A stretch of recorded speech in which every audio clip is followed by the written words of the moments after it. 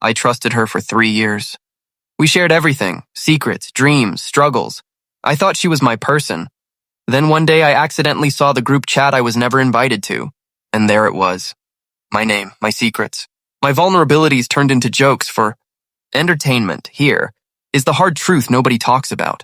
Your brain is literally wired to ignore red flags from people you trust. That is not loyalty. That is a cognitive blind spot called confirmation bias, and fake friends exploit it every single day. By the end of this video, you will know the exact psychological patterns your mind has been missing.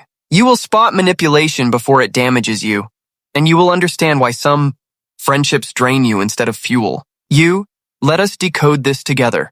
Welcome back to Shift Logic, the place where we break down the psychology, the science, and the logic behind the patterns shaping your life. If you are new here, we do not do surface-level advice. We go deep into why things happen and how to shift them.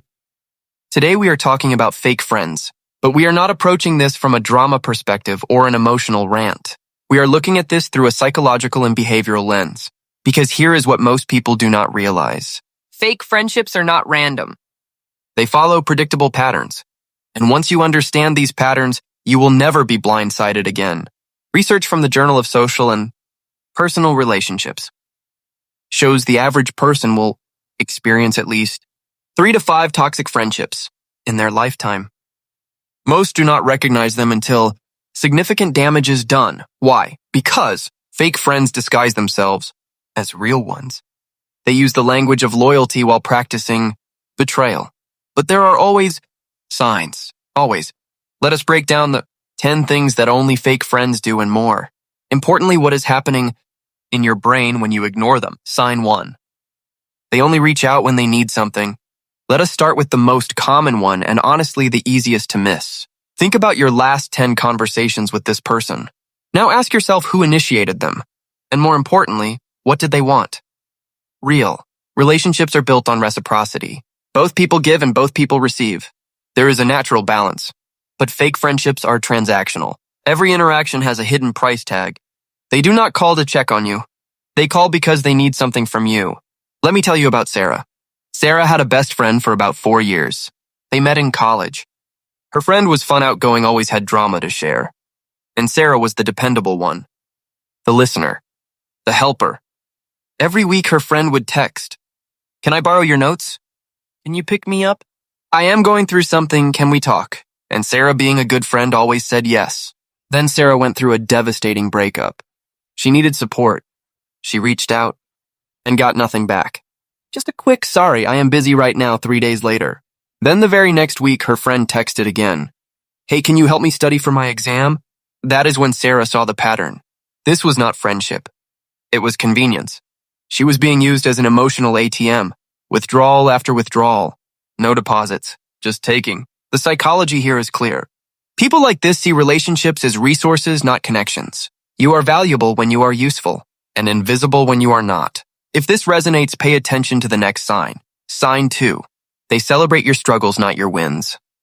This one is subtle, but it is one of the most damaging. Real friends feel genuine happiness when you succeed. Authentic joy. They celebrate your wins, like their own, because in healthy relationships there is no competition, just connection. But fake friends experience something different. Your success makes them uncomfortable. It triggers social comparison anxiety. The fear that your win makes them look like a loser. There is a German word for taking pleasure in someone else's misfortune. Schadenfreude. Fake. Friends experience the opposite. Your happiness causes them pain. Let me tell you about Jake. Jake worked at a marketing firm. He had a close work friend. They started at the same time, went through training. Together, grabbed lunch every day. Then Jake got promoted. He was excited. The first person he told was his friend. His friend's response, "Oh, must be nice to get lucky." Then he changed the subject entirely. No congratulations. No excitement. Just a backhanded comment that minimized Jake's hard work. A few months later, Jake made a mistake on a campaign.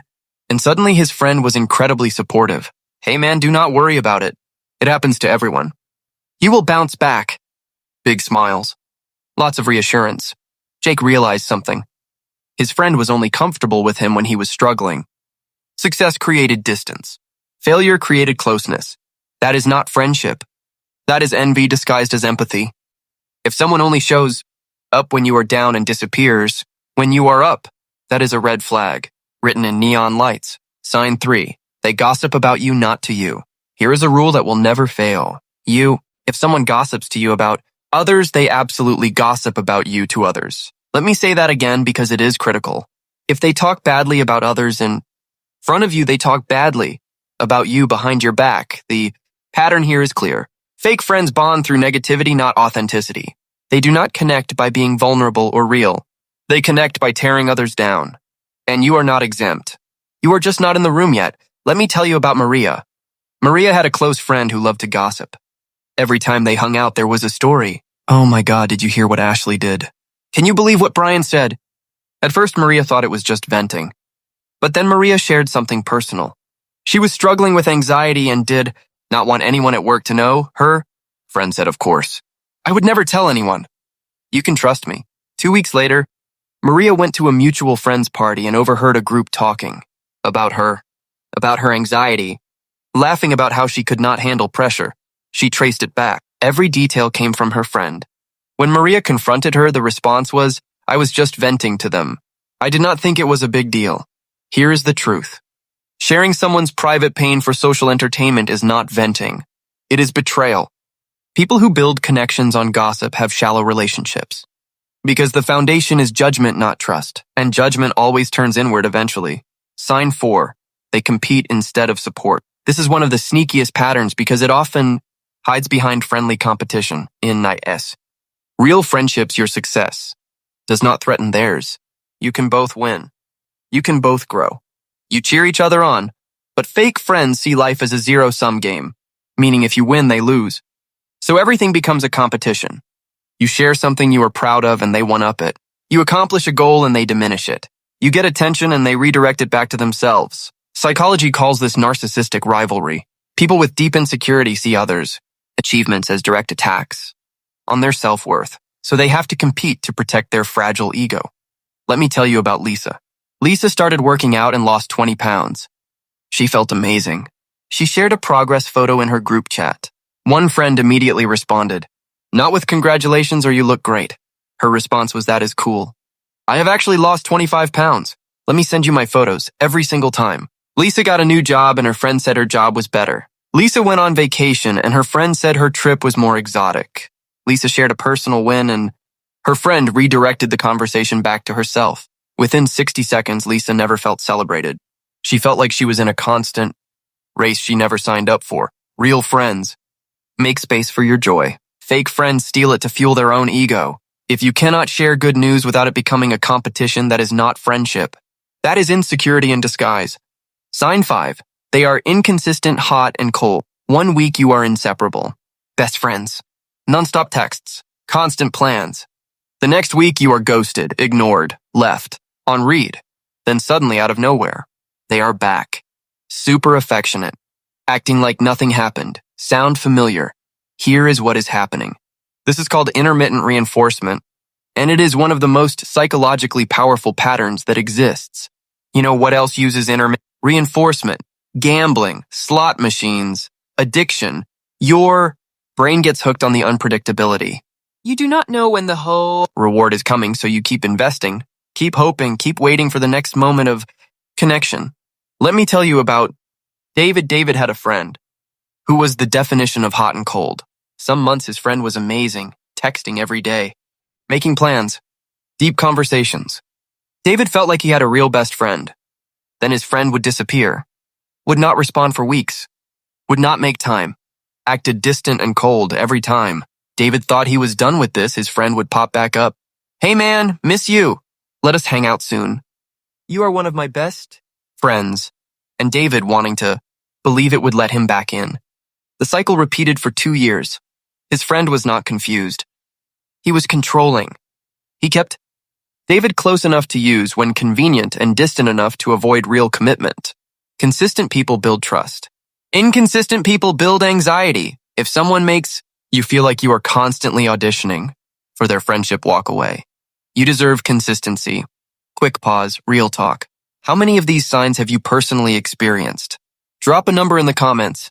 1, 2, 5, or all 10. I want to know. And if you are still watching this video that tells me you are serious about protecting your energy and choosing better people, so do me a favor and hit that like button right now. It helps this message reach people who really need it. Now let us get into the really sneaky ones, because what is coming next? Most people never see it until it is too late. Sign 6, they minimize your feelings. You share something that matters to you, something real, a fear, a hurt, a struggle, and their response is you are overreacting. It is not that serious. Just get over it. Other people have it worse. What is happening here is called emotional invalidation, and it does not just hurt your feelings. It actually rewires your brain. When people repeatedly dismiss your emotions, your brain starts to doubt its own signals. You stop trusting yourself. You start thinking, maybe I am too sensitive. Maybe I am overreacting. That is called gaslighting, and it is psychological manipulation. Let me tell you about Emma. Emma struggled with anxiety. It was real clinical and diagnosed, but she did not talk about it much because she did not want to burden people. One day she finally opened up to a close friend and said, I have been really anxious lately. I am struggling. Her friend's response was, Emma, just think positive. You worry too much. You need to just relax. No validation. No empathy. Just dismissal. Her friend did not have to understand anxiety to support Emma. She just had to say, that sounds really hard. I am here for you, but instead she minimized it. Made Emma feel weak for feeling. The result was Emma stopped sharing. She isolated. And the friendship became surface level because there was no safe space for truth. Real friends hold space for your feelings, even the uncomfortable ones. Fake friends dismiss them to avoid discomfort. If someone makes you feel bad for feeling, that is not support. That is silencing. Sign 7. They never apologize. Just make excuses. This is a major one, and it reveals emotional maturity or the lack of it. Real people make mistakes. That is human. But real people also own those mistakes. They say, I messed up. I am sorry. How can I make it right? Fake friends deflect. They justify. They blame. They make excuses. But they never actually apologize. Apologizing requires two things: self-awareness and humility. Fake friends lack both because admitting fault feels like losing control. So they protect their ego instead of protecting the relationship. Let me tell you about Josh. Josh had plans with a friend 3 weekends in a row, and his friend canceled every single time. First time something came up. Second time he was really tired. Third time no explanation. Just did not show. Josh finally said, hey man, this keeps happening. It is frustrating. His friend's response was, dude, I am just really busy. You know how it is. Life is crazy right now. No apology. No acknowledgement of how it affected Josh. Just an excuse and an expectation that Josh should understand being busy is not the problem. Lack of accountability is. A real friend would have said, I know I keep canceling. That is not fair to you. Let me make it up to you. People who never apologize do not value the relationship enough to humble themselves. And relationships without accountability do not last. If someone repeatedly hurts you and never owns it, do not expect change. Expect more of the same. Sign 8. They copy you, then compete with you. This one is deeply weird and deeply common. They start mirroring everything you do. Your style, your hobbies, your goals, even your personality traits. At first it feels flattering. They really look up to me, but then it shifts. They do not just copy you. They try to become a better version of you. And then they compete with you, undermine you, even try to replace you in social circles. This is called psychological identity theft. They do not have a strong sense of self, so they borrow yours.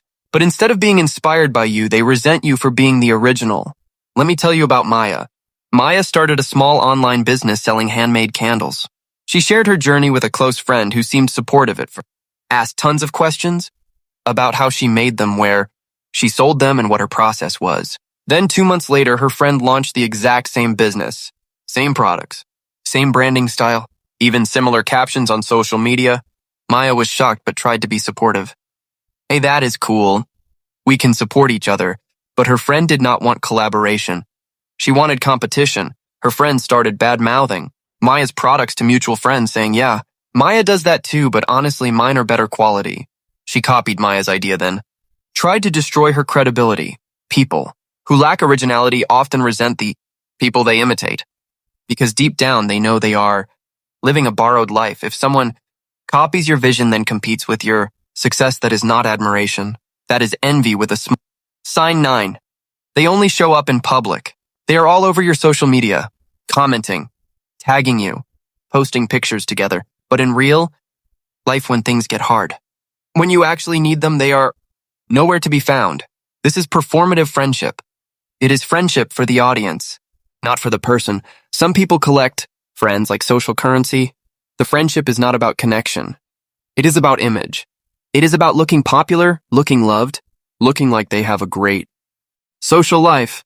But peel back the layer, and there is no depth, no real care, no real presence. Let me tell you about Rachel. Rachel had a friend who was the queen of social media friendship. Every event, every party, every photo opportunity, her friend was there, front and center, arms around Rachel, big smiles, captions like "My bestie, love you." But when Rachel's mom got sick and she was going through one of the hardest times of her life, her friend did not call, did not text, did not check in. But when Rachel posted a normal, happy photo 2 months later, her friend was first to comment, "Love you, queen." Rachel realized her friend wanted to be seen with her, not be there for her. Friendship is not a photo shoot. It is not about the highlight reel. It is about showing up in the hard moments when no one is watching. If someone only celebrates you publicly but ignores you privately, that is not love. That is Sign 10. Your gut tells you something is off. This is the most important sign of all, and it overrides everything else. Your gut feeling. That voice inside that says something is not right. You cannot always explain it. You cannot always prove it, but you feel it. Here is the science. Your subconscious brain picks up microsignals that your conscious mind does not process. Things like tone shifts, body language, inconsistencies in stories, energy changes. Your brain processes 11 million bits of information per second, but your conscious mind processes only about 40. That means your intuition is analyzing data you are not even aware of. Let me tell you about Nathan. Nathan had a friend at work who on paper seemed great. Friendly, helpful, always smiling, but Nathan felt weird around him. He could not explain why. Just a feeling, a sense that something was off. His other friends said you are overthinking it. He is a good guy. So Nathan ignored his gut. 6 months later, Nathan found out his friend had been undermining him to their boss, taking credit for Nathan's ideas, spreading subtle rumors to make Nathan look incompetent. Nathan's gut knew. His brain was picking up microsignals, fake smiles, strategic questions, subtle digs disguised as jokes. Your intuition is not paranoia. It is data your subconscious has already processed. If something feels off, trust it. You do not need proof to protect your peace. We have broken down the 10 patterns. You have probably recognized a few, maybe all of them. Now what? Here is the shift logic. And this is where we move from awareness to action. First, let us reframe this. Fake friends are not always evil people. Many of them are emotionally immature, deeply insecure, unaware of the harm they cause. Some are repeating patterns they learned. Some are struggling with their own pain and projecting it onto others. But here's the truth. Understanding why someone hurts you does not mean you have to keep them in your life. Compassion does not require closeness. Here is your action plan. Step 1. Audit your friendships. Grab a journal and list your closest friends. Then ask yourself, do they add energy or drain it? Do I feel safe being myself around them? Do they celebrate my wins? Are they consistent? Do I trust them with my truth? Be honest. This is not about being harsh. It is about being intentional. Step 2. Set boundaries without drama. You do not need a confrontation. You do not need a breakup speech. You can simply create distance. Respond less quickly. Decline invitations politely. Share less personal information. Invest your time elsewhere. Boundaries are not walls. They are filters. Let in what is healthy. Keep out what is harmful. Step 3. Invest in real connections. Now that you have created space, fill it intentionally. Look for people who are consistent in their actions, who celebrate your growth, who communicate openly and honestly, who respect your boundaries, who show up in hard times, not just good ones. Quality over quantity. Always. Your energy is the most valuable currency you have. You would not give your money to someone who wastes it. So why give your time and emotional energy to people who do not value it? Letting go of fake friends is not about losing people. It is about making room for the real ones. And sometimes the most powerful friendship you can build is the one with yourself. Learn to enjoy your own company. Respect your own boundaries. Celebrate your own growth. because the relationship you have with yourself sets the standard for every other relationship in your life. If this video gave you clarity and helped you see patterns you have been ignoring, I need you to do 3 things, right? Now, number 1, hit that like button. Seriously, it tells the algorithm to share this message with people who need it. You could help someone avoid years of toxic friendship just by clicking that button. Number 2, drop 1 word in the comments that describes a fake friend you have dealt with. Just 1 word. For me, I would say draining. What is yours? Number 3, subscribe to Shift Logic and hit that notification bell. Because every single week we are breaking down the psychology and logic behind the patterns that shape your life, relationships, mindset, success, all of it.